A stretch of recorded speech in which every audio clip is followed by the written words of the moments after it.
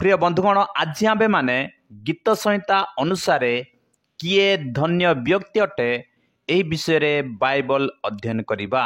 आसंतो आजिर Bible अध्ययन आम्भे माने आरंभ करिबा। गीत संहिता 1:1-2 पद।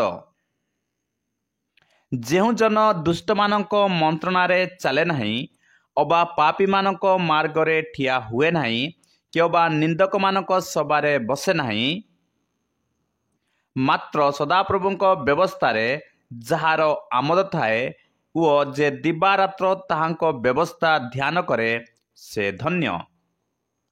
प्रिय बंधुगण गीत संहिता 1 अनुसार जेहु जन दुष्ट मानक मंत्रणारे चले नहीं से धन्य, जेहु जन पापी मानक मार्गरे ठिया हुए नहीं से धन्य, जेहु जन निंदक मानक सबारे बसे नहीं से धन्य, आउ जेहु जन ईश्वरंकर वाक्य को अध्ययन करे पठन करे से धन्य।